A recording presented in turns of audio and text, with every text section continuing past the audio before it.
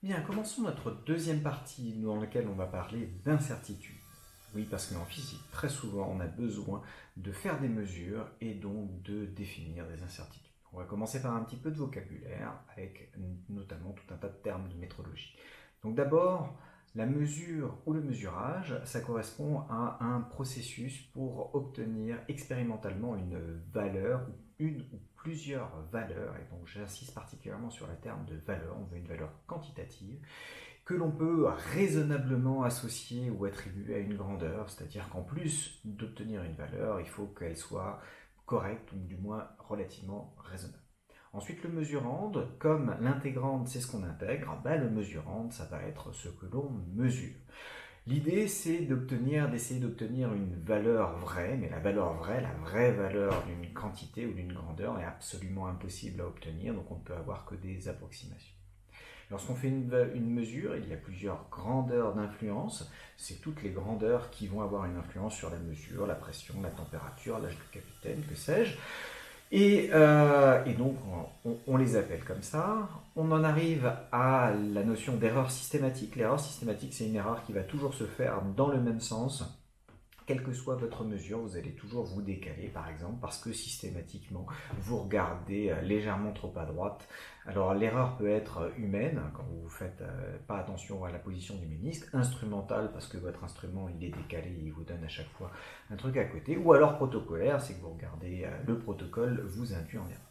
Au contraire, l'erreur aléatoire, c'est quelque chose qui a une valeur et un signe aléatoire, donc une valeur en moyenne qui normalement va être nulle lors de plusieurs mesures. On peut définir la notion de justesse, c'est donc l'aptitude à donner des résultats dont la valeur moyenne est relativement proche de la valeur vraie, même si on ne connaît pas la valeur vraie. Donc l'idée c'est de minimiser l'erreur systématique, par contre la dispersion des mesures peut être assez importante. La fidélité, c'est une aptitude à donner des résultats qui soient reproductibles et dont les valeurs sont relativement proches les unes des autres. Alors on peut très bien tirer du mauvais côté, mais toujours à peu près au même endroit. On va essayer de minimiser l'erreur aléatoire. Et finalement, la notion d'exactitude, c'est l'aptitude à être à la fois juste et fidèle. Après avoir défini ces différents mots de vocabulaire pour les mesures, il est temps de s'intéresser à ce qu'on appelle les sources d'erreur. En fait, il faut, quand vous êtes en TP, pouvoir réussir à déterminer en fait quelles sont les sources d'erreur principales qui influent sur votre mesure. Donc, c'est l'aspect d'identification qui va être important. Et vos sources d'erreur, en gros, il y en a trois types. On en a déjà un tout petit peu parlé dans le vocabulaire. Vous avez bien sûr l'erreur humaine. Humaine parce que il faut tout simplement faire attention quand vous faites vos mesures en TP, regardez correctement, si vous lisez correctement les chiffres sur votre règle ou sur votre goniomètre, ou si vous respectez ce qu'on demande dans le protocole, si vous faites attention à ce que les angles soient bien droits. Bref, être simplement attentif, et ça s'apprendra directement en TP. Mais si vous êtes soigneux à ce niveau-là, vous pouvez essayer de minimiser les erreurs humaines, et c'est ça qu'on attend de vous au bout des 2 années de formation. Ensuite, vous avez des erreurs qui sont des erreurs instrumentales. Les erreurs instrumentales, c'est tout simplement les erreurs qui sont reliées à l'instrument que vous choisissez. Si vous prenez une règle, votre double décimètre, vous savez que vous avez une précision à peu près de mesure au millimètre. Mais si vous prenez les grandes règles jaunes que vous avez en salle de classe et qui servent à dessiner au tableau, on a une précision de mesure qui n'est que de l'ordre du centimètre. Alors c'est très bien quand on veut mesurer 30, 40 cm ou même 80, mais par contre, si on veut être précis sur une longueur d'onde qui fait 8,2 cm, eh bien on va être embêté si on n'a à disposition que cette règle jaune. Donc il faut toujours essayer de choisir l'instrument qui est adapté. Bien sûr, le double décimètre ne sera pas adapté si jamais vous devez mesurer la largeur d'un terrain de football, parce que vous n'avez pas besoin d'être précis au millimètre, et puis le fait de déplacer votre règle et les mettre l'un à côté de l'autre, ça va induire plus d'erreurs que ça ne va résoudre le problème d'avoir une grosse précision. Donc ne soyez pas obnubilés par la précision, il faut prendre en fait l'instrument qui est le plus adapté à vos mesures. Et enfin, vous avez une source d'erreur protocolaire, c'est-à-dire que le protocole même qu'on vous demande d'appliquer peut induire une erreur. Et c'est pour ça, bon, alors en général, on vous donne un protocole et vous devez essayer de le mettre en œuvre, mais si jamais on vous donne plusieurs protocoles, il va falloir réussir à réfléchir pour savoir lequel induit le moins d'erreurs. Par exemple, on verra en électricité des mesures de tension et de courant. Donc selon l'endroit où on met le voltmètre et l'ampèremètre, la mesure ne sera pas la même et ne sera pas aussi précise. Alors parlons maintenant de comment déterminer l'incertitude absolue sur une mesure. Alors déjà, il faut savoir que quand vous déterminez une incertitude absolue, ça n'a pas en fait de sens d'essayer de chercher forcément l'incertitude absolue la plus faible possible. Alors c'est sûr que pour chercher une aiguille dans votre appartement, faire une mesure à 10 mètres près, ça ne sera pas forcément utile. Mais si vous cherchez l'épave d'un avion dans la forêt amazonienne, connaître sa position à 10 mètres près, ce sera largement suffisant pour essayer de la déterminer. C'est pour ça qu'on parlera souvent aussi d'incertitude relative. Ce qui va vous intéresser, c'est un pourcentage d'erreur par rapport à la valeur que vous avez effectivement mesurée. Mais là, on s'intéresse dans un premier temps à l'incertitude absolue, c'est-à-dire la valeur avec laquelle vous connaissez la précision de votre mesure. Alors, au niveau des notations, on va ici utiliser, vous avez peut-être utilisé U pour incertitude, pour uncertainty dans le passé. Moi, je vais plutôt utiliser delta pour la simple raison qu'on va bientôt utiliser beaucoup d'électricité et que en électricité, les U, c'est les tensions. Donc, U de U pour l'incertitude sur la tension, ça va devenir embêtant. Par contre, le delta sera aussi utilisé notamment en mécanique pour avoir les variations d'énergie mécanique, ce qui n'aura rien à voir avec l'incertitude que vous avez sur votre énergie mécanique, mais en règle générale, le contexte va être suffisant pour permettre de le déterminer. Alors, on va s'intéresser dans un premier temps à des incertitudes de type A, ça veut dire des incertitudes pour des cas de mesures multiples. Vous prenez un système et puis vous remesurez de nombreuses fois la même chose dans votre système. Par exemple, vous pouvez prendre une bille accrochée à un électroaimant, vous faites tomber la bille et puis vous mesurez le temps de chute. C'est toujours sur la même hauteur, l'accélération de la pesanteur ne change pas entre deux expériences, mais les mesures de votre temps de chute vous permettent, à chaque fois que, comme il y a une erreur humaine sur le déclenchement et l'arrêt de votre chronomètre, ça vous permet de déterminer plus précisément la valeur de ce temps de chute et donc la valeur de l'accélération de la pesanteur correspondante. Alors comment fait-on pour essayer de déterminer cette incertitude? Alors, quand vous faites un ensemble de mesures, ces mesures vont être dispersées autour d'une certaine valeur moyenne. C'est-à-dire que quand vous allez représenter vos mesures donc en fonction de la valeur x obtenue, il y aura une certaine valeur moyenne de x et puis le nombre de mesures que vous allez obtenir de chaque type va être dispersé. Puis vous allez ici avoir ce qu'on appelle un écart type, c'est-à-dire que vous avez une distribution en cloche avec la cloche qui est plus ou moins large selon l'erreur aléatoire que vous allez avoir sur chacune de vos mesures. On va définir un écart type expérimental qui n'est pas tout à fait la définition d'un écart type mathématique tel qu'on le verra notamment dans le cours d'informatique. Donc l'écart type expérimental, ça va être sigma indice n-1. Alors normalement il est donné par vos calculatrices quand vous leur donnez une série de mesures, vous pouvez obtenir ce sigma n-1, il y a du sigma n et sigma n-1. Alors quand vous avez beaucoup de mesures, la valeur va être quasiment identique, mais si on n'en a pas beaucoup, ça peut changer un petit peu. Et ce sigma expérimental va être la racine de la valeur presque moyenne, presque parce qu'on divise par n-1 et pas par n, de la somme de i égale 1 à n, du carré des écarts à la moyenne, donc de xi, la mesure pour la valeur de x pour la im mesure, moins la valeur moyenne de x au carré, et je prends la racine de tout ça pour avoir quelque chose qui va être homogène à du x.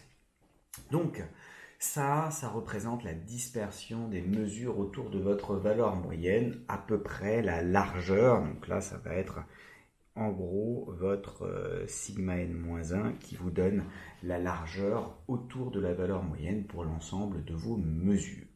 Eh bien, statistiquement, quand vous avez une distribution comme ça, on peut affirmer que l'incertitude, donc on va noter delta x sur la valeur de x, va être en proportionnel à ce sigma n-1, mais inversement proportionnel encore à la racine du nombre de mesures. Donc quand vous faites 100 fois plus de mesures, vous serez 10 fois plus précis, puisque le sigma n-1, lui, va garder à peu près la même valeur, même si son estimation s'affine. Il va avoir à peu près la même valeur à mesure que vous faites plus de mesures, parce que votre erreur aléatoire a toujours la même dispersion lors de ces mesures. Donc votre incertitude sur x, c'est sigma n sur racine de n, et puis il y a un petit facteur correctif qui est dû aux arguments géométriques, à ce qu'on choisit, qui est ce qu'on appelle le coefficient de student. Donc ce coefficient de student qui vaut environ 2 dès que n est supérieur à 8. Alors en pratique, comme on va utiliser ça quand on aura fait vraiment au moins une dizaine de mesures, vous pourrez toujours prendre que c'est à peu près égal à 2. Donc on va avoir à peu près 2 fois le sigma n-1 divisé par racine de n. Ce qui est important à retenir, c'est la dépendance en racine de n que vous avez là. J'encadre tout, mais c'est la dépendance en racine de n qui dit que quand on fait 100 fois plus de mesures, on est 10 fois plus précis. Quand on fait 10 000 fois plus de mesures, on n'est que 100 fois plus précis, etc. Donc il faut commencer à faire énormément de mesures si on veut avoir quelque chose dont la précision est correctement divisée. Alors quand vous faites ça, ça veut dire quoi? Ça veut dire que la valeur vraie de x, elle appartient normalement à l'intervalle valeur moyenne de x moins delta x, valeur moyenne de x plus delta x. Donc le delta x, l'incertitude absolue, ça me donne en fait un intervalle autour duquel je suis à peu près sûr d'avoir ma valeur vraie qui lui appartient. Et elle appartient justement avec un pourcentage de chance de 95%. Ça veut dire dans 95% des expériences que vous pourrez faire, donc 95 sur 100 expériences vont vous donner une valeur vraie qui est dans cet intervalle-là. Donc en pratique, c'est celui-là qu'on va prendre pour essayer de déterminer l'incertitude qu'on a sur notre delta x. Donc être en dehors de cet intervalle, il n'y a que 5% de chance d'être effectivement en dehors de l'intervalle. Alors après on peut définir d'autres intervalles à 95%, à 99%, autant qu'on veut. Alors bien sûr ça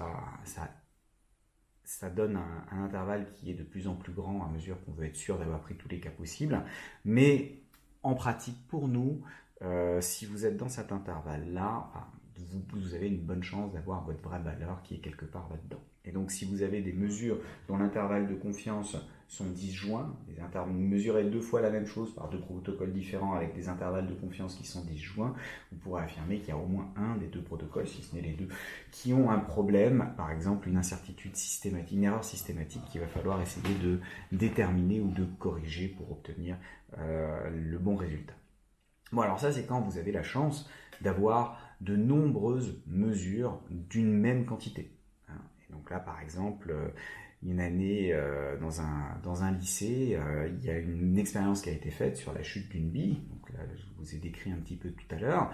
Donc sur une classe, chaque élève, les 30 élèves de la classe ont mesuré ce temps-là, et puis ils étaient contents, ils obtenaient une valeur de G qui était de 9,7, plus ou moins avec un intervalle de confiance de 0,3. C'est génial parce que 9,7 plus 0,3 ça fait 10, moins 0,3 ça fait 9,4, et puis le 9,81 qu'on connaît, il est là-dedans. Très bien. Mais il y avait beaucoup de terminales dans ce lycée-là, et donc ils ont fait faire la mesure aux 10 terminales du lycée. Et donc ils avaient 10 fois plus de mesures. Avec 10 fois plus de mesures, vous divisez l'incertitude d'un facteur 3. Et là, ils se sont rendus compte que c'était à 9,68 plus ou moins 0,1. Et 9,68 plus ou moins 0,1, c'est pas suffisant. Votre intervalle de confiance, alors c'est proche, on peut dire, ouais, bon, il y a un petit décalage. Et puis il y a certainement des élèves qui ont fait n'importe quoi quand ils ont mesuré. Oui, mais sur l'ensemble, comme ils ont quand même essayé de faire des choses correctement, le décalage était sensible. Ça n'était pas sensible sur une seule classe, mais sur 10 classes qui ont fait avec le même protocole, le même système. Donc il n'y a pas d'histoire de je change de système finalement, c'est pas la même hauteur, etc. Non, ils ont pris le même système. Eh bien, ils se sont rendus compte que la valeur usuelle connue de 9,81 n'était pas cohérente avec le 9,68 plus ou moins 0,1 qu'ils avaient trouvé. Et donc, ils ont essayé de réfléchir à quelle pouvait être une erreur systématique. Et ils ont fini par trouver, comme le système, c'était une bille qui était accrochée par un électroaimant. Donc ça, l'électroaimant, quand il y a du courant, aimante, se comporte comme un aimant et donc garde la bille. Quand on coupe le courant, l'aimant s'arrête et la bille tombe. Sauf que, ils ont oublié, du moins ils ont pu mettre en évidence comme ça, le fait que la bille avait une petite aimantation rémanente et que cette petite aimantation rémanente suffisait à la retenir un tout petit peu plus à l'électroaimant, ce qui fait que ça prenait un tout petit peu plus de temps, avec une erreur systématique au niveau du temps, pour descendre. Et donc en pratique, on mesurait une accélération de la pesanteur qui était plus faible que celle qu'on attendait. Voilà, et donc là, vous pouvez vous rendre compte que quand vous faites beaucoup de mesures sur un même protocole, vous pouvez affiner vos résultats et souvent mettre en évidence des problèmes tels que des erreurs systématiques qui sont dues ici au protocole. Les élèves avaient parfaitement utilisé le protocole, parfaitement dans la limite de la mesure qu'ils pouvaient faire avec des chronomètres, mais le problème venait ici du matériel utilisé. Alors, le deuxième type d'incertitude qui est nommé après A, c'est l'incertitude de type B.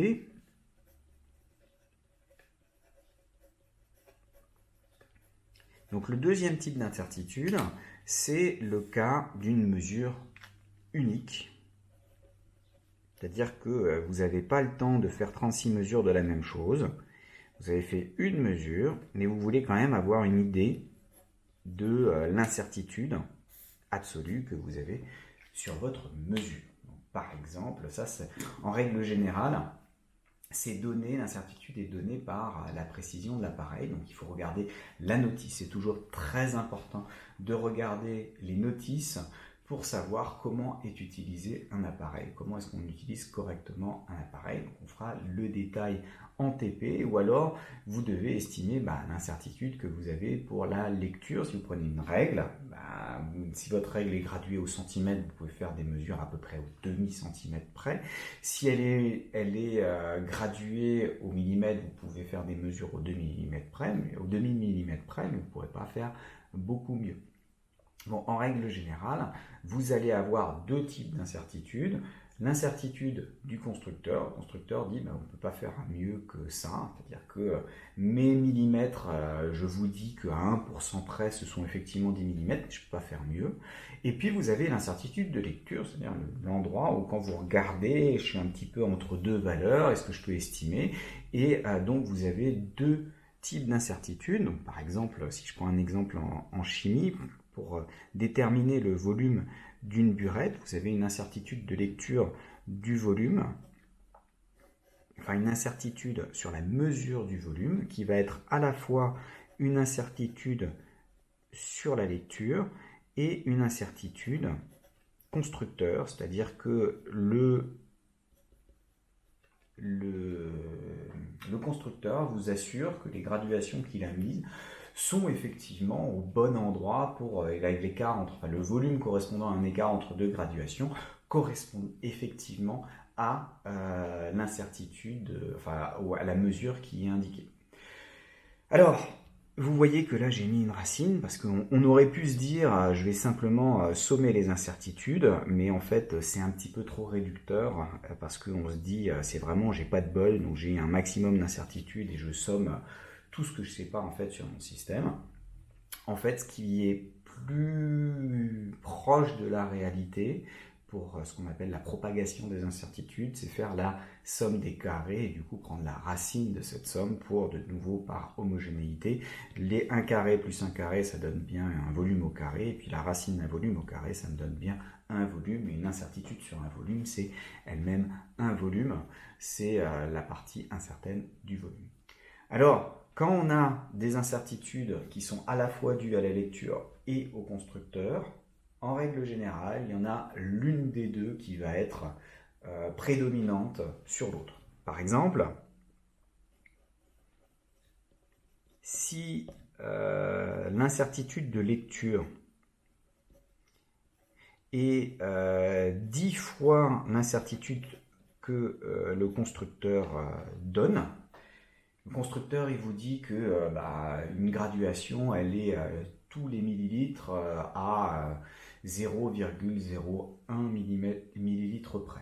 Donc une erreur relative de 1% sur la mesure. L'incertitude de lecture, elle va dépendre de là où vous mettez votre ménisque. Est-ce que vous regardez le bas du ménisque? Est-ce que vous regardez le haut du ménisque? Je laisserai votre professeur de chimie vous détailler un petit peu ces choses-là. Mais en l'occurrence,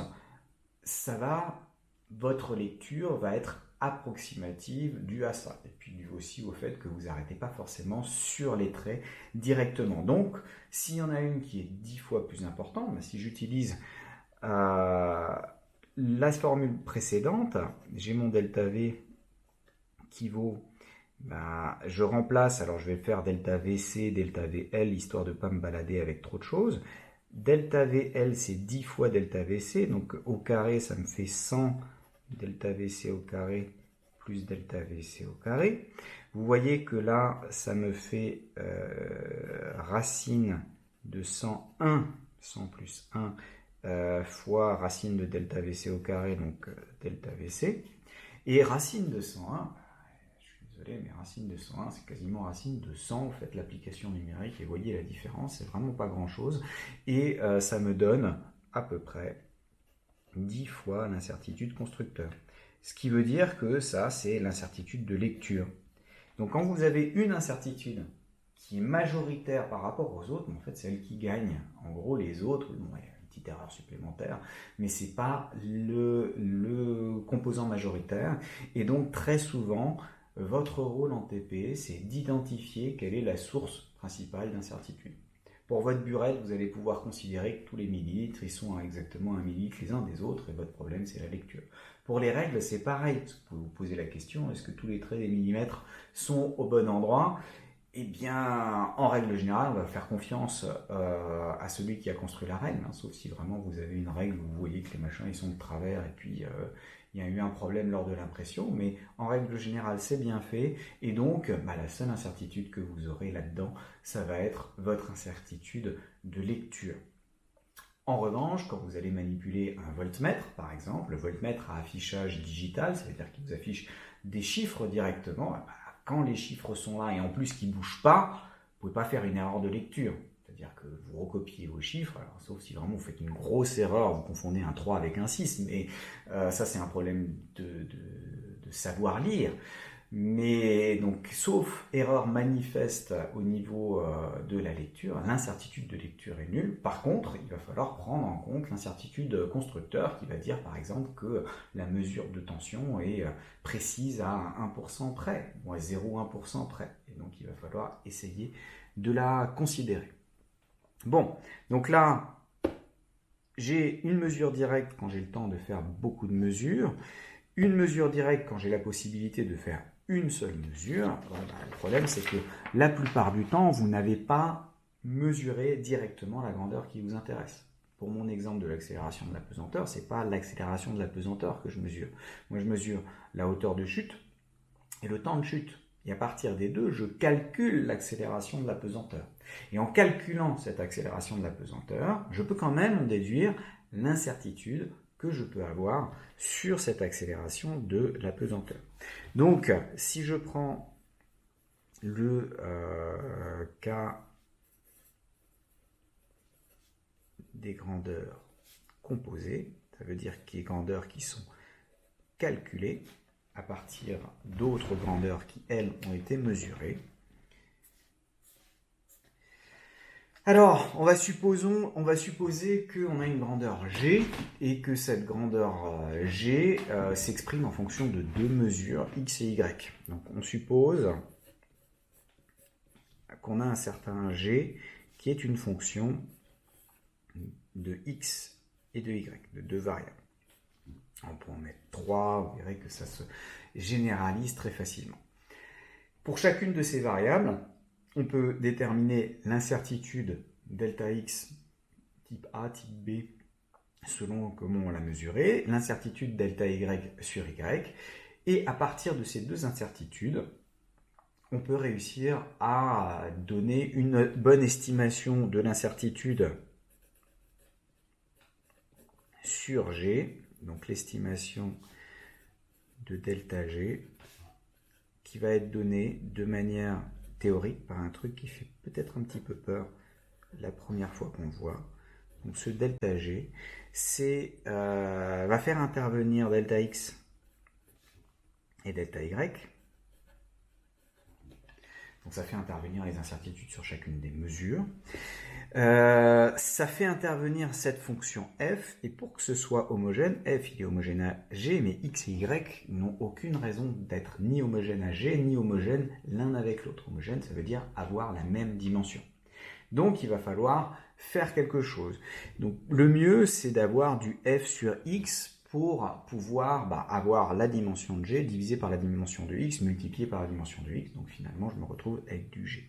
Et ce qui va apparaître, c'est la dérivée, la dépendance de cette fonction f par rapport à x. Et de la même manière, la dérivée, la dépendance de cette fonction f par rapport à y. Alors faites attention, là, je fais des dés, ce qu'on appelle des dés ronds, avec une forme particulière. Pourquoi ? Parce que ce n'est pas des dérivées normales, c'est ce qu'on appelle une dérivée partielle. Une dérivée partielle, parce que j'ai une fonction de plusieurs variables, alors d'un point de vue pratique, c'est la dérivée de f par rapport à x en considérant que y est constant. Si vous avez une formule avec du x et du y, quand vous allez faire vos règles de dérivation que vous avez appris l'année passée, vous allez dire y il est constant, et donc je regarde et je dérive simplement en considérant que x est ma seule variable. Et j'obtiens le résultat qui peut du coup dépendre de y. De la même manière, pour la dérivée de f par rapport à y, c'est je suppose x constant et je dérive par rapport à y. De même que tout à l'heure, quand on avait l'incertitude de lecture et l'incertitude constructeur, si on somme directement ces deux quantités-là, on va avoir tendance à surestimer très rapidement l'incertitude, notamment s'il y a beaucoup de variables, parce que j'en ai mis 2, mais si j'en mets 3, 4, je continue à ajouter en faisant les mêmes histoires de dérivées partielles. Et donc, je vais non pas ajouter directement ces incertitudes, mais je vais ajouter les carrés. Et étant donné que le carré, le delta x simplifie avec le x qui est là en termes dimensionnels, il me reste du f carré, qui est la dimension de g au carré. Donc pour retrouver un g, il me faut une racine. Donc ça, c'est la formule générale qui, à partir de n'importe quelle expression que vous avez pour calculer votre grandeur g en fonction des deux mesures x et y, vous permet de trouver une estimation de l'incertitude sur G. On verra d'autres manières, notamment pour informatiquement essayer d'obtenir ces estimations-là en faisant des tirages aléatoires. Mais ça permet de faire un calcul direct et puis d'expliquer certaines formules qu'on pourra certainement vous fournir en disant l'incertitude sur la distance locale qu'on veut trouver en fonction des deux distances qu'on a mesurées dans notre système va être donnée par une formule compliquée, et cette formule en fait dérivera de ce truc-là. Donc à retenir, c'est que des ronds f sur des ronds x, c'est ce qu'on appelle la dérivée partielle de f par rapport à x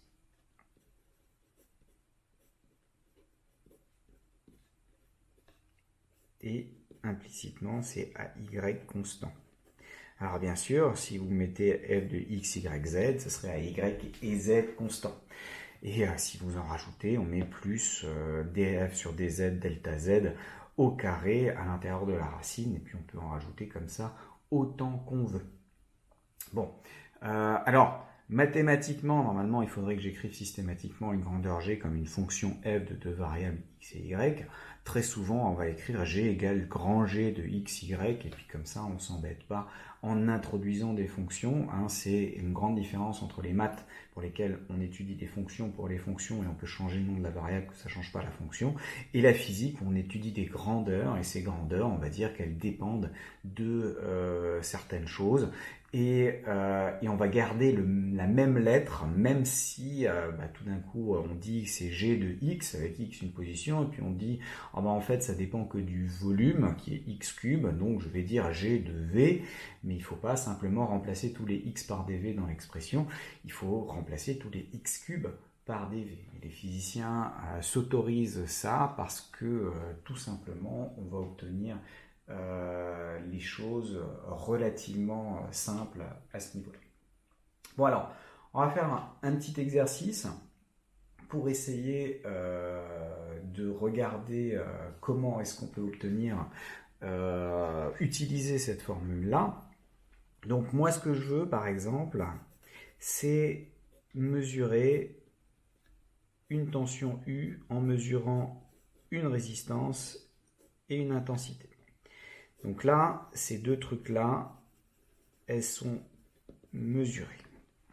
J'ai une incertitude sur I, j'ai une incertitude sur R, j'ai la valeur de I qui a été mesurée, la valeur de R qui a été mesurée, et je voudrais avoir à la fois l'incertitude absolue, delta U, et l'incertitude qu'on appelle l'incertitude relative.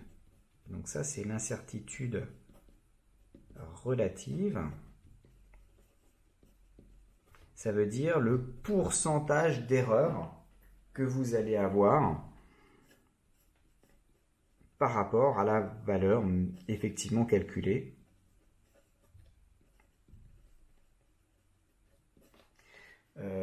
Calculée lors de l'application de U égale R. Donc ce pourcentage d'erreur, bien faire la différence. Quand un énoncé demande une incertitude relative, il ne demande pas une incertitude absolue. Quand il demande une incertitude absolue, il ne demande pas une incertitude relative. Donc il faut faire attention. Soit là, je vous le donne de manière explicite en vous disant que c'est delta U sur U. Vous voyez que l'incertitude relative, elle est sans dimension, puisque c'est une tension divisée par une tension. Une incertitude sur une tension, ça reste quand même une tension. Alors que celle-ci, elle est dimensionnée. Vous verrez qu'en fait, l'expression de delta U sur U va être relativement simple. Je vous laisse réfléchir 3 minutes. Écrivez ça, obtenez le delta U en fonction de R, I, delta R et delta I. Et puis, obtenez-moi, pareil, delta U sur U en utilisant simplement des R, des I, des delta R et des delta I pour avoir une expression relativement simplifiée. Bien, alors maintenant que vous avez réfléchi un petit peu, et dans le but d'illustrer cette notion de dérivée partielle, on va regarder qu'est-ce qui se passe pour cette formule. Alors, première chose, vous voyez que ma fonction f de R et de I, c'est une fonction tout simplement qui s'écrit R fois I.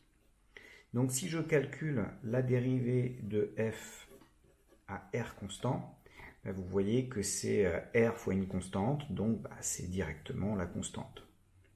Fois 1, parce que la dérivée de R par rapport à R, c'est directement 1. De la même manière, la dérivée de F par rapport à I à R constant, c'est une constante fois I, donc il me reste juste la constante. Donc si j'applique ce truc-là, je peux trouver que l'incertitude sur U, ça va être racine de la dérivée de f par rapport à r, c'est-à-dire i multiplié par l'incertitude sur r, le tout au carré, plus la dérivée de f par rapport à i, donc r multiplié par l'incertitude sur i, le tout au carré. Vérification, est-ce que c'est homogène? Toujours vous demandez si c'est homogène. Vous faites un calcul, vous demandez si c'est homogène. À gauche, j'ai une tension, à droite, je dois avoir une tension. Là, j'ai un courant fois une résistance. RI, c'est une tension au carré, j'ai donc une tension au carré. Là, de la même manière, j'ai une résistance fois un courant. RI, c'est toujours une tension au carré, c'est une tension au carré. Tension au carré plus tension au carré, ça j'ai le droit de faire, c'est une tension au carré. Je prends la racine, j'ai bien une tension. Donc, j'ai une expression de cette incertitude absolue qui s'exprime comme ça. Maintenant, j'aimerais avoir l'incertitude relative. Donc là, on démontrera une formule pour ces cas simples, mais vous allez voir que ça va gentiment se simplifier. Donc, je prends ce truc-là, j'ai ma racine et je vais diviser par RI. Donc, je vais le réécrire rapidement. J'ai du I delta R au carré plus du R delta I au carré, le tout divisé par RI. Ben oui, je ne veux plus avoir que des résistances et des intensités là-dedans, plus de tension, donc je divise. Je le rentre dans la racine, ça veut dire que je divise par R carré I carré, donc je me retrouve avec la racine d'un grand, donc j'ai du I delta R au carré plus R delta I au carré divisé par R carré I carré. J'ai une grande racine comme ça. Et vous voyez que le I carré ici va simplifier avec celui-là. Il va me rester juste du delta R sur R, le tout au carré. Et là, le R carré va simplifier avec celui-là. Il va me rester du delta I sur I, le tout au carré. Avec racine de ce truc-là. Et vous voyez que l'incertitude relative sur U, eh ben ça s'exprime relativement simplement en fonction des incertitudes relatives sur R et sur I. Donc si j'ai 1% d'erreur là, plus 1% d'erreur là, donc, il y a les carrés, donc quand je vais les mettre ensemble, j'aurai racine de 2% d'erreur sur la valeur de ma tension. Alors, donc ça c'est mon delta U sur U. Au passage, vous voyez au niveau de la présentation des calculs, ça c'est quelque chose qui est important. Déjà, tout résultat se doit d'être encadré. Alors là, je ne fais pas des cadres totaux parce que, enfin, je n'encadre pas totalement parce que dans le cours, je ne veux pas que ce soit ça qui ressorte, c'est pas ça que vous devez apprendre, mais dans un sujet d'écrit, c'est vraiment ça qui doit ressortir pour que le correcteur puisse tout de suite voir ce que vous êtes en train de faire. Donc toujours encadré, toujours essayer de faire une présentation claire des calculs et d'obtenir finalement le résultat sous sa forme la plus simplifiée. Alors on a à traiter le cas particulier d'une somme ou d'une différence, donc cas particulier des sommes et différences.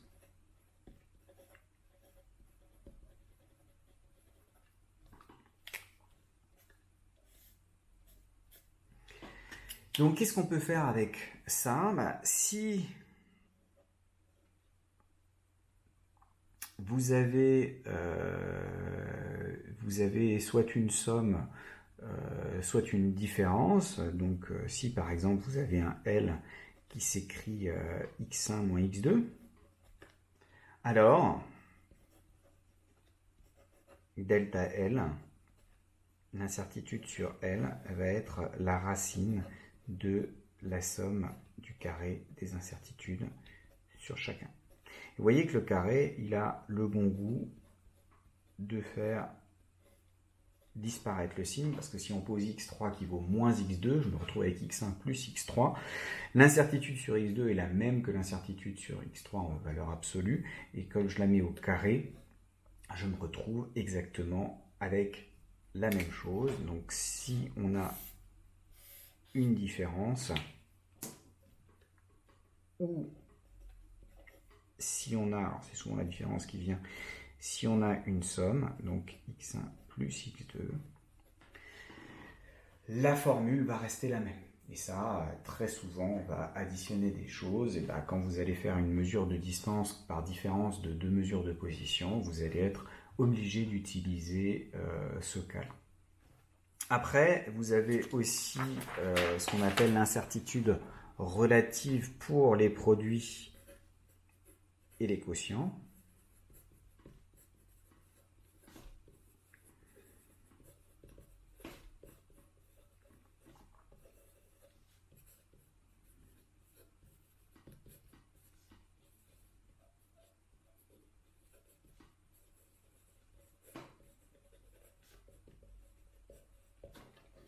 Donc,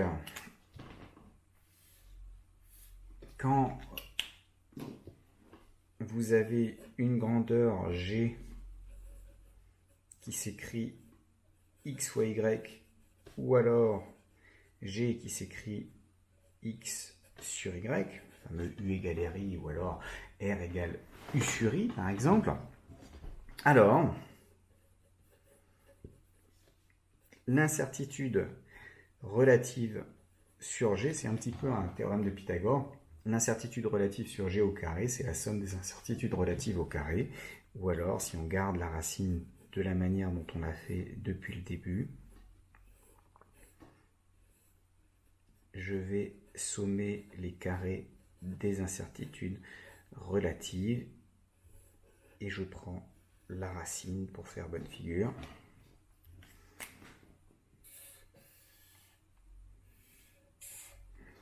Et donc ça, il va falloir le retrouver. Enfin, faut savoir l'utiliser relativement facilement. Alors vous avez une généralisation.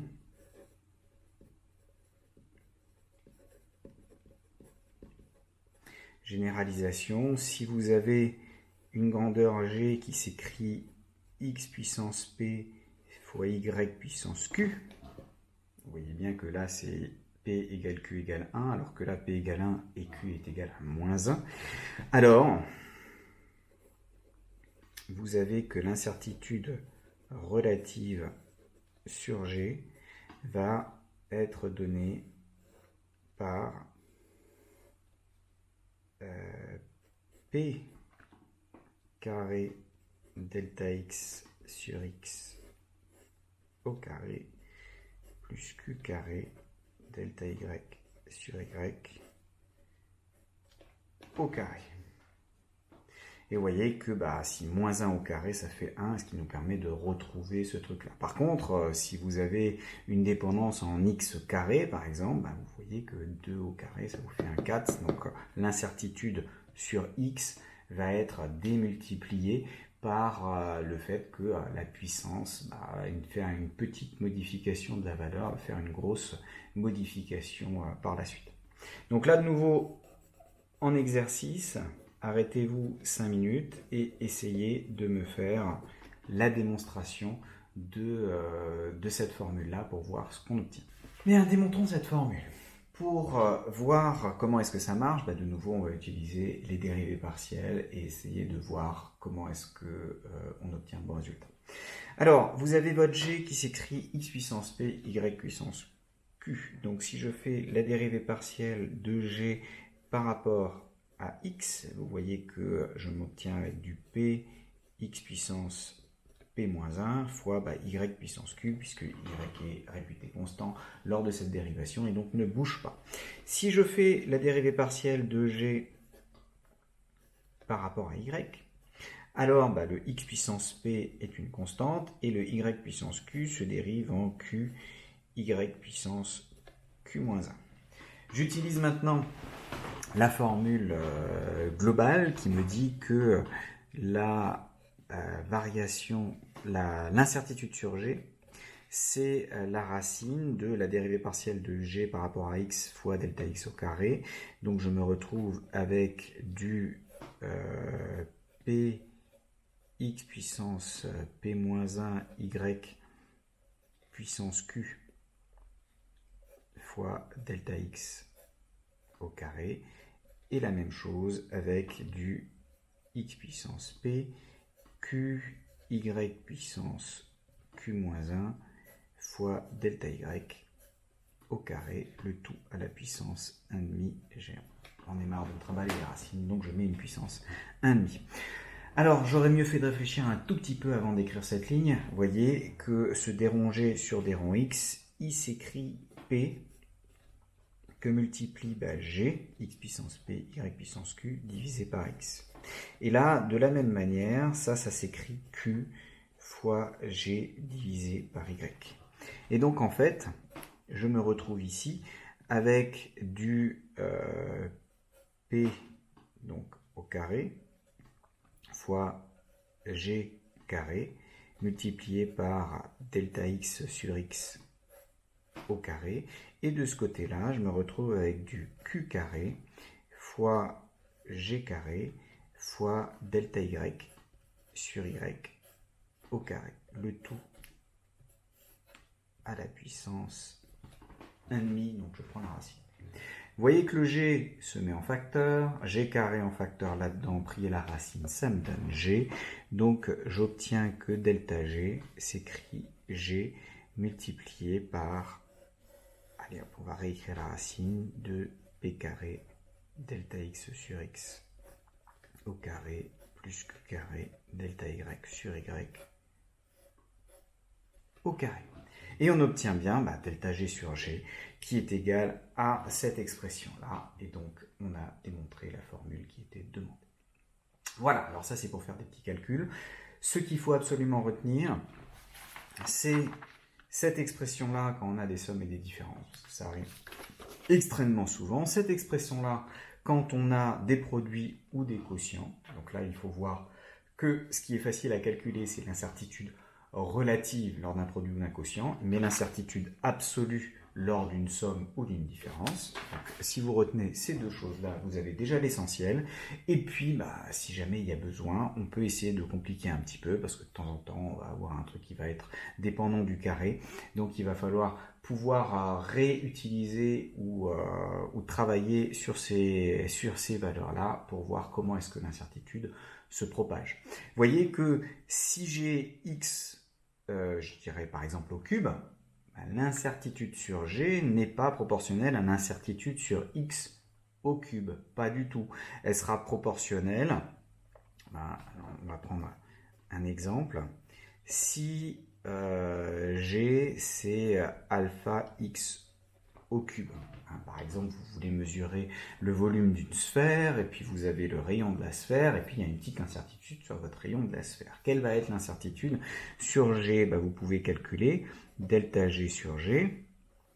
Ça va être, vous voyez que là, le Q est égal à 0, il n'y a pas de dépendance en Y, donc je me retrouve juste avec du P, c'est-à-dire du 3 multiplié par delta x sur x, puisque les carrés disparaissent lorsque je prends la racine. Et donc, je vais avoir mon G, donc delta G, quand je multiplie par alpha x cube divisé par x, je vais avoir du alpha x carré fois delta x. C'est-à-dire que l'incertitude sur G est proportionnelle à l'incertitude sur X et non pas proportionnelle à l'incertitude au cube. Ce n'est pas parce que vous faites une mesure de volume que tout d'un coup, quand vous avez fait une toute petite erreur, elle devient encore beaucoup plus petite sur le volume.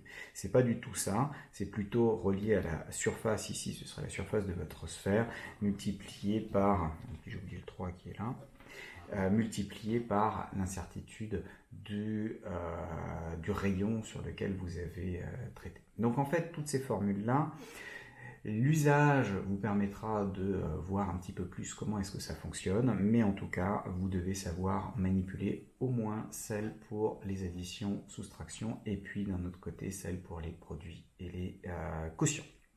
Alors, qu'est-ce qu'on peut vous demander de faire en TP? Il y a un certain savoir-faire exigible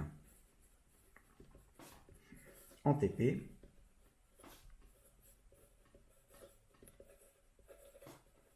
Donc quand vous serez en TP, vous allez faire des mesures. Et forcément, si vous faites des mesures, il va falloir estimer des incertitudes. Et ça, c'est systématique. Même si ce n'est pas demandé, posez-vous toujours la question, quelle est l'incertitude sur ma mesure, quelle est l'incertitude sur mon résultat. Donc, première chose à savoir faire en TP, il faut savoir analyser les sources d'erreur. Et si c'est facile, proposer des améliorations au protocole, à la manière de faire, dire ah ben voilà, là j'ai fait comme ça, en fait j'ai pas le temps de le refaire, mais ça aurait été mieux de faire comme ça. Bref, montrez que vous réfléchissez sur ce que vous êtes en train de faire. C'est vraiment ça qui est important, c'est vous faites quelque chose, parce que vous avez un protocole qui est fourni, vous le mettez en place. Quand vous le mettez en place, vous vous rendez compte qu'il y a un certain nombre de choses qui ne vont pas forcément bien. Et bien, une fois que vous avez géré ces choses-là, faites comment vous pouvez essayer d'améliorer ces choses. Deuxième chose, il faut savoir utiliser un logiciel de régression linéaire. Très souvent, en physique, on va essayer de se débrouiller pour avoir des modèles qui sont des modèles linéaires, ou plutôt des modèles affines, puisque le physicien dit linéaire quand le mathématicien dit affine. Donc, on va utiliser un logiciel de régression linéaire pour déterminer l'équation de la droite. Alors, ça veut dire quoi? Le logiciel, et on aura toute une petite partie d'études là-dessus, mais grosso modo, le logiciel, vous avez des points de mesure qui sont là. Le logiciel, ça revient à dire que vous prenez une règle et vous tracez la meilleure droite qui peut passer par tous vos points. Le logiciel, il automatise simplement ce truc-là. Alors, méfiez-vous. Vous devez savoir l'utiliser, donc notamment votre calculatrice, vous devez savoir comment faire une régression linéaire sur la calculatrice. Mais il faut toujours faire une vérification graphique. Parce que votre calculatrice, elle peut toujours vous donner des valeurs. Et si vous regardez juste les valeurs numériques, notamment de ce qu'on appelle le coefficient de régression, qui doit être très proche de 1, ça ne suffira pas. Par exemple, si vous avez la droite qui est comme ça, ok, et vos points sont comme ça, vous pouvez très bien avoir le même coefficient de régression que sur le système d'avant. Avant, c'était plutôt bon, sauf que j'ai tracé ma droite un peu n'importe comment. Ici, ça ne va pas du tout, puisque vous avez qu'un meilleur modèle serait un truc qui fait comme ça, par exemple. Donc là, ça ne marche pas, alors que ici, c'est à peu près correct. C'est bien réparti de chaque côté. Donc il faut toujours faire votre représentation graphique pour pouvoir savoir si vos points expérimentaux sont ou ne sont pas là-dessus. Une fois que vous avez ça, donc soit dans le logiciel, il y a quelque chose qui vous donne des incertitudes sur la pente, mais sinon le mieux c'est de vous dire, voilà, je prends ma règle, je peux bouger un petit peu comme ça, et puis j'ai une certaine incertitude sur la pente. Donc les incertitudes sur A et B, donc l'ordonnée à l'origine et le coefficient directeur de votre droite, elles sont à estimer. Alors, soit directement à la règle,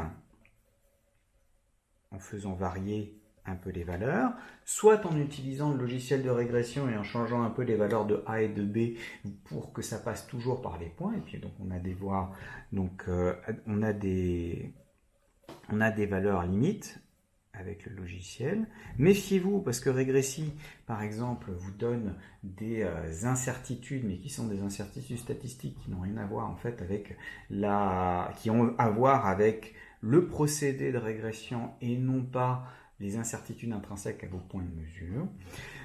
Et donc, on va pouvoir aussi regarder des simulations Monte-Carlo. Et donc là, on vous fera un petit topo là-dessus pour réussir à savoir comment est-ce que ça fonctionne. Il y a quelques données expérimentales qui ont été récupérées dans une expérience quelconque. Vous avez ici une certaine valeur de x qui a été récupérée avec une certaine valeur de y de l'autre côté. Il y a pour chacun des barres d'erreur correspondantes pour chacun des points et donc ça vous dit sur combien, quelle est la confiance que vous pouvez donner à votre mesure. Et l'idée, c'est qu'à partir de ça, si le modèle récupéré est effectivement linéaire, vous pouvez en fait essayer de prendre une règle et puis d'essayer de faire passer au niveau de cette règle quelque chose, une droite qui va passer par un maximum de points en vous débrouillant pour qu'il y ait un équilibre entre les points qui sont en dessous de la droite et puis les points qui vont être au-dessus de la droite et doivent être à peu près équirépartis si vos mesures ont effectivement un caractère aléatoire. Un coup ça va être au-dessus, un coup ça va être en dessous. Alors bien sûr, plus vous avez de mesures, mieux ce sera, mais là c'est déjà pas mal. Donc, première remarque, si vous voulez déterminer en fait le coefficient directeur de cette droite, le coefficient directeur de la droite, ça va être la variation de la valeur de y divisée par la variation de la valeur de x. Et donc, il suffit de vous placer en un point sur la droite, ici par exemple, aux environs de 10, voir quel est le x correspondant. On va faire ça bien, voilà. Du coup, on est bien en 10 ici. Ensuite, par exemple, se mettre à 20. Hop, voir quel est le x correspondant. Hop, donc vous voyez que ici, je me retrouve avec un delta y de 10, 20 moins 10, donc ça fait 10, et un delta x de à peu près 2,5. Et donc, on a une droite dont le coefficient directeur vaut à peu près 4. Une fois qu'on a le coefficient directeur, normalement, c'est pas très compliqué en prenant un point particulier, en écrivant que y doit être égal à x plus b. Vous connaissez a, vous avez le y, vous avez le x. Vous pouvez déterminer le b assez facilement dans cet aspect-là. Donc ça vous permet d'obtenir une première estimation de la droite. Alors, quelle est l'erreur, quelle est l'incertitude que l'on a sur la détermination de ce coefficient? Eh bien, si on n'a rien de mieux à faire, on peut toujours essayer de prendre une autre droite et de regarder les droites extrêmes qui passent, et ça vous donnera une idée de l'incertitude correspondante. Alors, on va les faire en jaune. Et donc, celle-là, c'est pas trop mal comme ça. Hop, donc on a une droite dont la pente maximale va être ici, et puis une autre droite qui devrait passer par à peu près tous les points là. Voilà. Vous vous dites en fait, dans un cas, je fais toutes mes erreurs dans un sens, dans l'autre, c'est toutes les erreurs dans l'autre sens, et vous avez une estimation de l'écart de pente qu'il va y avoir entre vos différents systèmes. Donc là, il y a moyen de déterminer les pentes et donc avoir une estimation de l'incertitude sur les pentes. Pareil, avec ces différentes droites, vous avez différentes valeurs de l'ordonnée à l'origine, et donc vous pouvez remonter à l'incertitude là-dessus. Ceci dit, c'est assez cru comme estimation, c'est une estimation du premier ordre, et donc les méthodes de Monte-Carlo vont permettre d'avoir des estimations qui sont un peu meilleures. Bien, on va essayer ici de décrire un petit peu comment utiliser ces simulations Monte-Carlo pour essayer d'obtenir un meilleur résultat, une meilleure estimation des incertitudes sur la pente à l'origine et l'ordonnée à l'origine et le coefficient directeur. Alors déjà, quelques explications sur ce système-là. Donc vous voyez qu'on retrouve ici les différents points de mesure qu'on avait pris dans l'autre exemple, avec les barres d'erreur correspondantes. Et l'idée est que maintenant, en orange, vous avez une première estimation de la pente et de l'ordonnée à l'origine qui a été faite par la procédure polyphique de NumPy. Et donc cette estimation me donne du 3,6 en unité du système international, puisque je ne sais pas ce que représente le X et le Y ici. Et vous voyez, à comparer avec les 4 que j'avais trouvés par mon estimation à la règle. Mais vous avez aussi d'autres informations, et notamment, vous voyez, les petits points noirs. Les petits points noirs correspondent à une simulation Monte-Carlo. Oui, puisque quand vous faites une mesure, vous avez trouver une valeur avec une certaine incertitude et lors de la détermination de cette incertitude, en fait, la vraie valeur peut être n'importe où à l'intérieur. Alors, dans un monde parfait, ce serait pile à l'intérieur de l'incertitude, dans des barres d'erreur, mais en réalité, vous avez 95% de chances d'avoir la chose à l'intérieur des barres d'erreur et puis un petit peu plus à l'extérieur. Donc là, vous avez par exemple ici un point qui a été tiré de manière aléatoire en prenant une distribution en forme de cloche autour du point de mesure et donc on se retrouve avec un point entre guillemets réel, ou du moins simulé, qui serait ici. Vous en avez un autre là. Après, vous pouvez en avoir qui se retrouvent relativement loin des positions de départ parce que la probabilité est faible d'avoir une position éloignée, mais elle n'est pas nulle. Voilà, et donc en faisant ça, donc vous avez 1, 2, 3, 4, 5, 6 et puis 7 points qui sont ici. En faisant ça, vous avez 7 nouveaux points de mesure sur lesquels vous pouvez faire une régression linéaire, et c'est la régression linéaire qui est ici faite en rouge. Cette régression linéaire vous donne un coefficient directeur et une ordonnée à l'origine que vous notez, vous stockez ça dans une liste et à la fin on va faire la moyenne de tous ces coefficients directeurs et de toutes ces ordonnées à l'origine qui aura été trouvée. Et pour faire la moyenne, j'ai tracé ici en vert la droite moyenne avec le coefficient directeur moyen et l'ordonnée à l'origine moyenne dans votre système. Alors pourquoi faire tout ça? Parce que tout simplement, quand vous avez un ensemble, c'est un petit peu comme une mesure répétée d'une même chose, vous avez un ensemble de valeurs, vous avez une meilleure estimation de la valeur moyenne et vous pourrez savoir un petit peu quelle est la dispersion de vos mesures autour de cette valeur moyenne et donc avoir une idée de l'incertitude correspondante. Alors on va démarrer la petite simulation. Donc là vous voyez que j'ai 2 simulations. Là-dessus vous allez avoir un histogramme des valeurs du coefficient directeur. Donc là on voit que on a une première qui a été trouvée aux environs de 4, un peu plus de 4, et puis l'autre, ça doit être aux alentours de 3,5. En moyenne, les deux, ça vous donne le 3,87 qui est indiqué ici. Et pareil pour les valeurs de B, on a une valeur positive, une valeur négative, à peu près de chaque côté. En moyenne, visiblement, ça fait 0,12, ce qui nous permet d'obtenir ici une valeur moyenne de B. Donc pour le moment, on n'a pas encore beaucoup de simulations, mais on va en tirer beaucoup, et puis on va voir ce que ça donne. Allez, hop, c'est parti. Donc quand les simulations démarrent, vous voyez les points noirs qui sont en train de danser un petit peu partout et qui vont vous donner, à chaque fois on calcule la droite en rouge correspondante. Vous voyez que sur l'histogramme des valeurs de A et des valeurs de B, il y a de plus en plus de choses qui s'affichent. Et donc là, on a un par un, à chaque fois, une valeur de A, une valeur de B qui s'ajoute. Alors, arrivé à 100 simulations, on va essayer d'accélérer un petit peu, on va le mettre par paquet de 10, et donc on va obtenir 10 valeurs de A, 10 valeurs de B en plus. Vous voyez que l'histogramme évolue de manière un petit peu plus rapide, et on commence à reconnaître la forme en cloche, à la fois pour les valeurs de A et pour les valeurs de B. On peut remarquer que toutes les anciennes mesures que j'ai laissées ici en légèrement transparent, toutes les anciennes mesures se trouvent bien autour des valeurs effectives qu'on a pris pour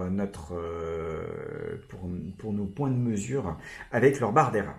Donc, quand on fait ces simulations-là, vous voyez que la valeur moyenne évolue à la fois pour A et pour B, et on commence à obtenir, ici par exemple, pour cet histogramme-là, vous avez la valeur moyenne qui est ici aux alentours de 3,5, là on a 3, là on a 4, ça correspond à ce qu'on appelle la largeur à mi-hauteur, et donc vous avez bien une valeur de 3,5 plus ou moins 0,5 qui finit par apparaître à ce niveau-là, et vous avez toutes vos simulations, vos 10 000 simulations, qui au final me ramènent un coefficient directeur de 3,5 plus ou moins 0,5 et une ordonnée à l'origine de 1,9 plus ou moins 2. Donc finalement, on devrait plutôt noter 2 plus ou moins 2 pour être cohérent avec les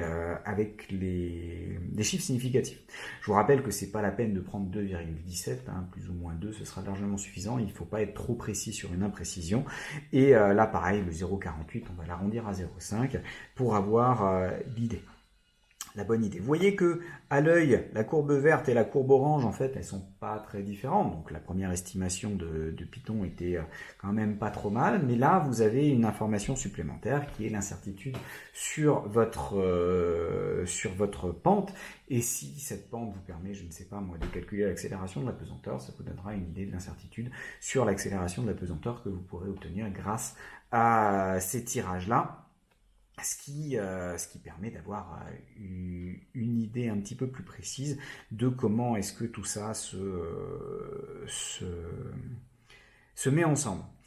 Voilà, donc là on a vu l'évolution de ces tirages Monte-Carlo. Je vous montrerai un petit peu plus tard dans l'année comment faire vous-même ces tirages.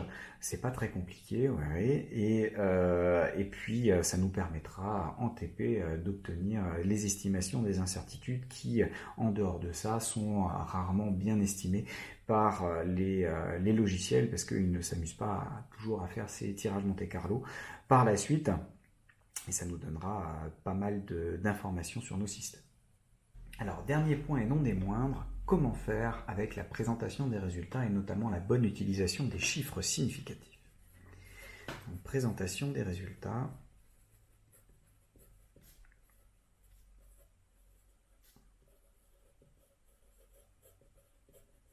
Et notamment les chiffres significatifs.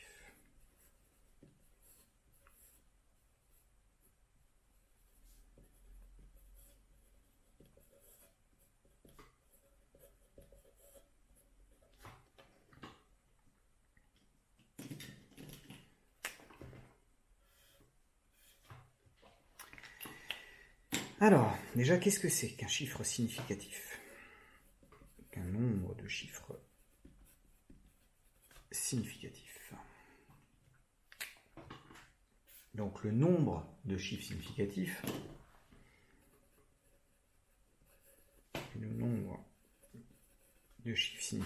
alors les chiffres significatifs, je vais souvent abréger ça CS.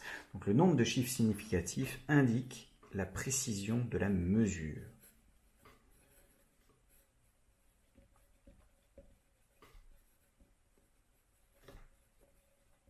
En d'autres termes, on va mettre tous les chiffres qui sont connus avec certitude, plus le premier chiffre qui est incertain.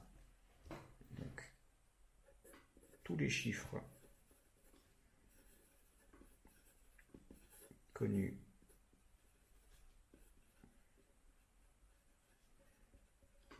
avec certitude, plus le premier chiffre incertain.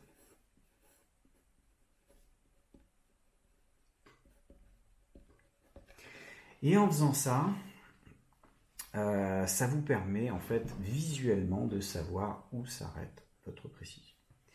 Bon, on va avoir deux types d'utilisation de ces chiffres significatifs. Soit vous êtes en TP et vous voulez présenter le résultat qui a été obtenu, et donc il faut mettre des chiffres significatifs qui sont en accord avec l'incertitude que vous avez calculée. Soit que vous êtes en DS ou en DM et vous voulez faire des applications numériques, on vous donne des résultats qui ont une certaine précision implicite, donc qui ont une incertitude implicite, et il va falloir essayer d'utiliser les règles de propagation de ces chiffres significatifs qui sont des règles pragmatiques pour essayer d'estimer sans avoir à faire un calcul complet d'incertitude qui peut être relativement pénible. Donc dans le cas d'une mesure,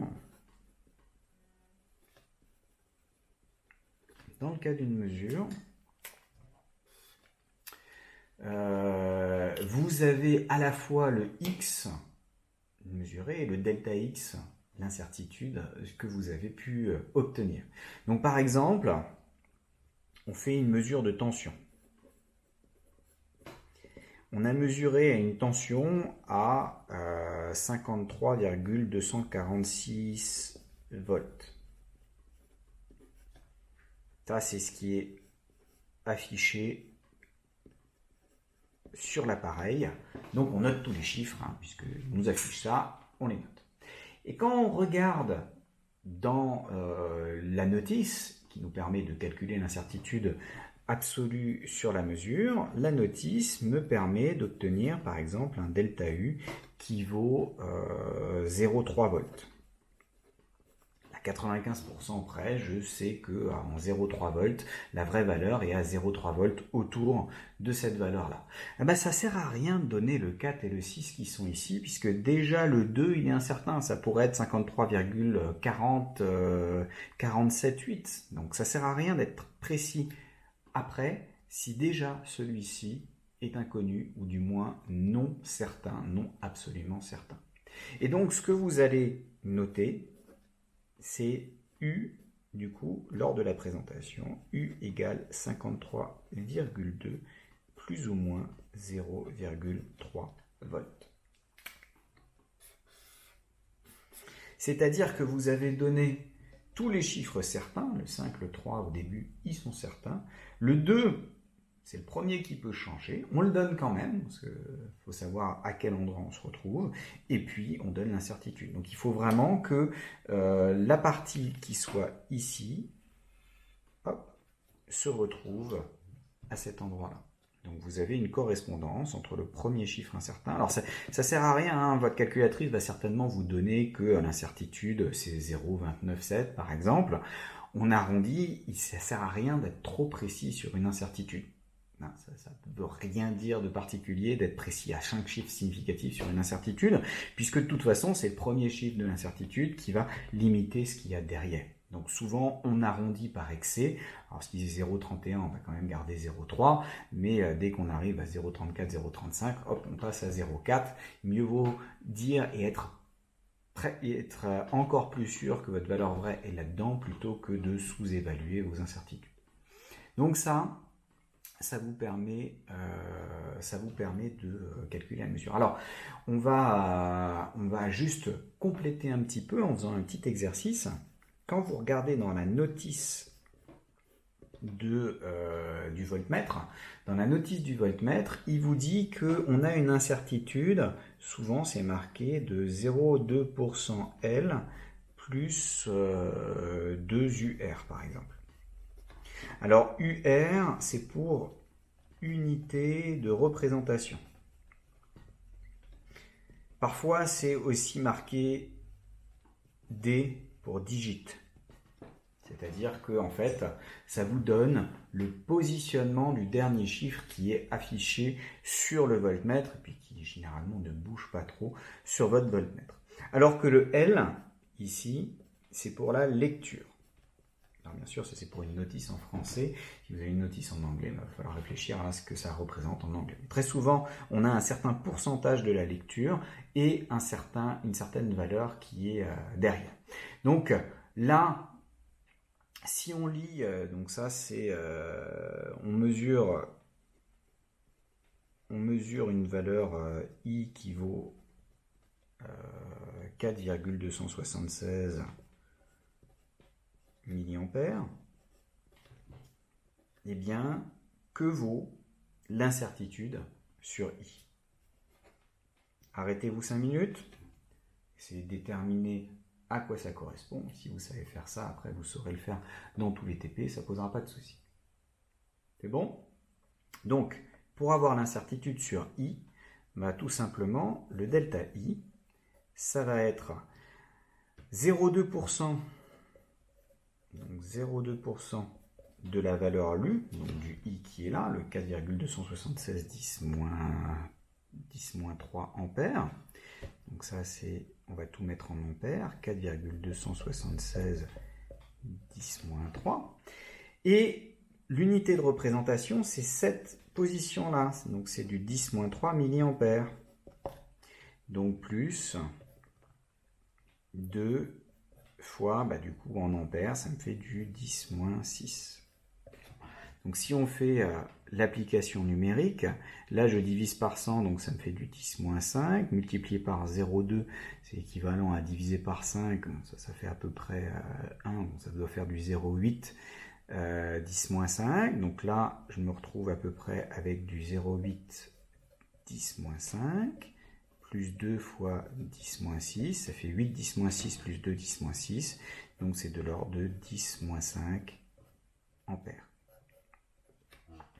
Et si je suis à 10 moins 5 ampères, ça veut dire que je suis à 0,01 milliampères. Et vous voyez que mon I, je vais devoir écrire que c'est 4,28. Il faut quand même que j'arrondisse. Plus ou moins 0,01 milliampères. Donc ça c'est mon résultat avec des chiffres significatifs qui sont cohérents avec ce que j'ai trouvé au niveau de l'incertitude. Donc ça c'est quand vous avez une mesure relativement simple en fait, et c'est le cas qui se présentera en TP. Puis après il faut faire la même chose avec la propagation des incertitudes comme on l'a fait pour votre système comme tout à l'heure avec la grandeur G et les dérivées partielles. Mais quand vous avez un calcul,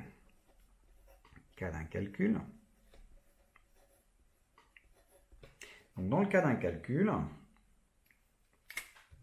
il y a des règles qui permettent de s'affranchir du calcul des incertitudes. Le mieux, ce serait de calculer l'incertitude. Vous avez des valeurs de départ. Quand on vous dit, par exemple, c'est que 53,2 et qu'on ne vous donne pas d'indication, vous pouvez supposer que c'est à plus ou moins 0,1 systématiquement. Quand c'est 53, c'est à plus ou moins 1 volt. Systématiquement là-dedans, donc ça permet d'avoir une estimation des incertitudes.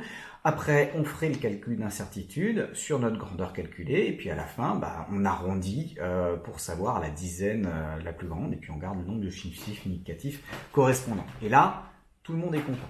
Bon, le problème, c'est que on n'a pas le temps de faire tout ça, et donc on a des règles empiriques, donc règles pragmatiques qui sont dictées par l'expérience pour essayer de faire le moins d'erreurs possible. Alors, on a deux règles principales. Donc, après une addition ou une soustraction,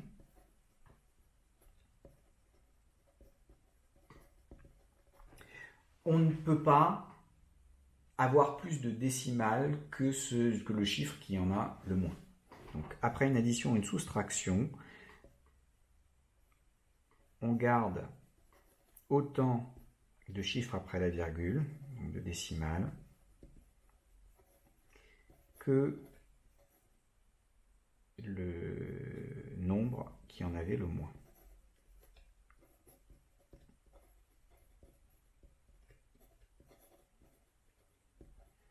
Par exemple, si on a un x1 qui vaut 3,2 mètres, qu'on a un x2 qui vaut 0,378,4 mètres, et qu'on veut calculer L qui vaut x1 moins x2, là, si vous faites le calcul exact, alors je vais le faire par approximation successive, 3,2 moins 0,4 ça fait 2,8, donc je devrais avoir du 2,8 quelque chose, et puis après il me faut ce qui manque ici, donc je vais avoir un 6 à la fin, un 1 ici, et vraisemblablement un 2 là.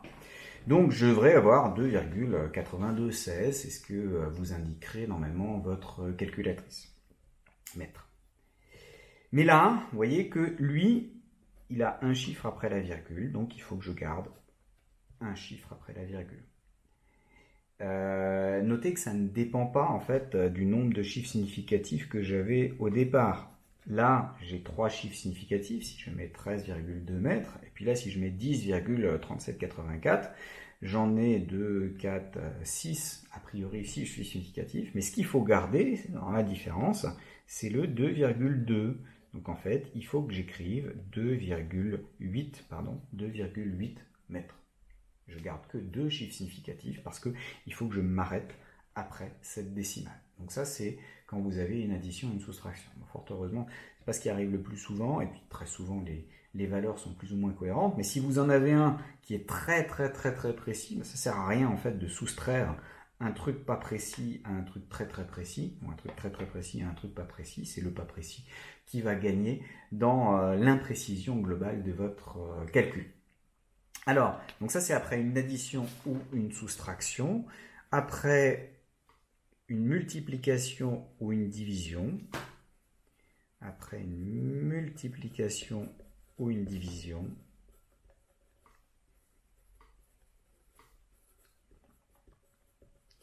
on garde autant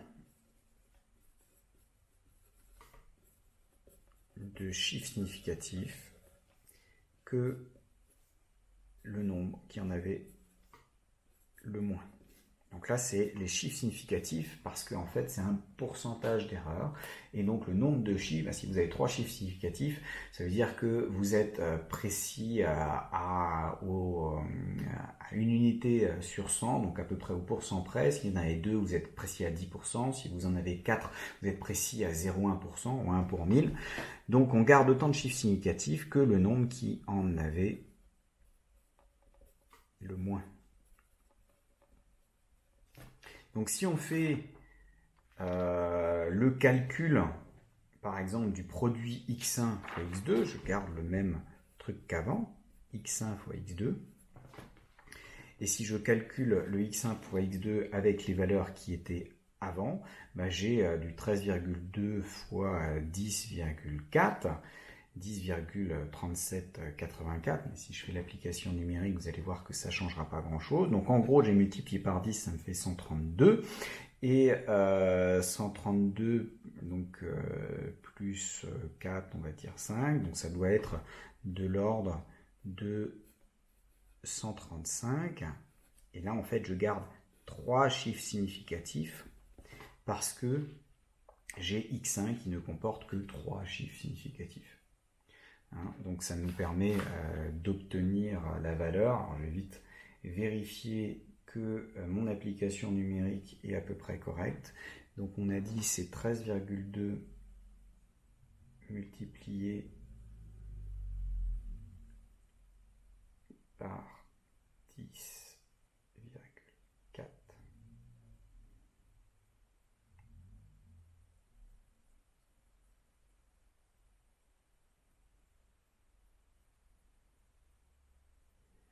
Ça fait 137.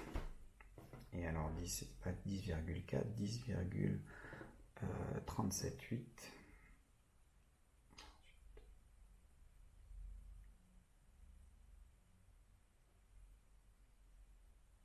Bon, ça n'arrive pas. 13,2 fois 10,378. Exactement.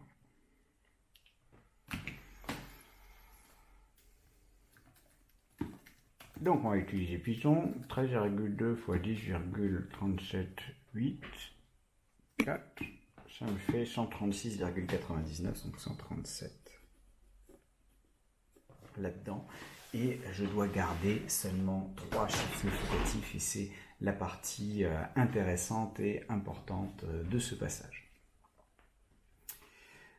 Alors que dire d'autre sur les chiffres significatifs? Quand vous êtes en DS, il faut toujours garder dans un coin sur votre brouillon les applications numériques. Si vous faites des applications numériques à la suite, toujours garder les valeurs exactes et remettre les valeurs exactes si jamais ça dépend de ces valeurs-là. Quand vous l'affichez, vous avez juste le nombre de chiffres significatifs qu'il faut, parce que sinon je vais vous barrer le tout, je vais vous mettre des points d'exclamation, et puis je vais mettre CS point d'exclamation avec un point d'exclamation proportionnel au nombre de chiffres significatifs que vous avez mis en trop ou en pas assez. Donc ça, il faut faire attention, mais surtout garder la valeur exacte quelque part sous le coude pour pouvoir l'utiliser. Le mieux est toujours de procéder de manière littérale. Ne me mélangez jamais du littéral et du numérique. Pourquoi? Parce que, 1, l'analyse dimensionnelle ne peut plus marcher à partir du moment où vous avez remplacé x égale 2 mètres par donc, votre x par 2. Il n'y a plus moyen de savoir qu'il y avait des mètres en dessous. Donc ça, c'est la première chose. Deuxième chose, si vous avez une formule littérale, il y a fort à parier qu'il y a un point pour la formule littérale et un point pour l'application numérique. Donc si au moins vous êtes gouré quelque part lors de ce que vous tapez dans votre calculatrice, au moins vous aurez le point pour la formule littérale à condition bien sûr qu'elle soit bien homogène, et donc il faut toujours essayer de revisualiser ça. Alors on va terminer par un petit exercice. Donc je vous laisse réfléchir si on veut mesurer un K, enfin on veut calculer un K qui s'écrit M fois A divisé par L moins L0. Et on vous donne les valeurs pour M, c'est 1,234 kg, c'est une masse. L'accélération petit a, elle s'écrit 5,67 mètres seconde moins 2. Et vous avez une longueur L de 3,2 mètres et une longueur L0 qui a été mesurée très précisément. C'est la longueur à vide de votre ressort. Donc on peut faire beaucoup de mesures pour avoir quelque chose reproductible, pour avoir quelque chose de correct à 3,340 mètres. Donc là, ça veut dire c'est plus ou moins 1 mm, alors que là, j'ai fait la mesure à plus ou moins 10 cm. Regardez voir et calculez-moi la valeur de K avec le bon nombre de chiffres significatifs correspondants. Bon, alors comment est-ce qu'on fonctionne? On va faire petit à petit. Si vous regardez le produit M fois A, c'est un produit. Donc on a la règle, on garde autant de CS que le nombre qui en a le moins. Vous avez la masse qui a 4 chiffres significatifs et l'accélération qui n'en a que 3. Donc on fait le produit et on garde uniquement 3 chiffres significatifs. Et quand on arrondit le produit à 3 chiffres significatifs, on se rend compte que en haut, ça nous fait du 7,00 kg mètre seconde moins 2 ici, puis donc newton, puisque une masse fois une accélération, c'est une force. En dessous, on a une soustraction. Donc là, on va garder autant de chiffres qu'on a au niveau de notre soustraction que celui qui en a le moins. Donc là, on a du 3,34 moins 3,2, ou 3,2 moins 3,34. Et 3,2 moins 3,34, ça fait moins 0,14. Alors là, on arrive à la limite de cette règle du nombre de chiffres correspondants, parce que normalement, il faudrait prendre 0,1. Je prends juste un chiffre, j'arrondis à moins 0,1. Le problème du moins 0,1, c'est que la différence entre 0,14 et 0,1, ça fait quand même 40% d'erreur de différence entre les deux. Donc là, quand on est à 1 quelque chose, on peut s'autoriser à prendre un chiffre de plus. Parce que 10, la différence entre 10 et 9, on ne peut pas dire que 10 c'est 2 chiffres significatifs alors que 9 il n'y en a qu'un seul.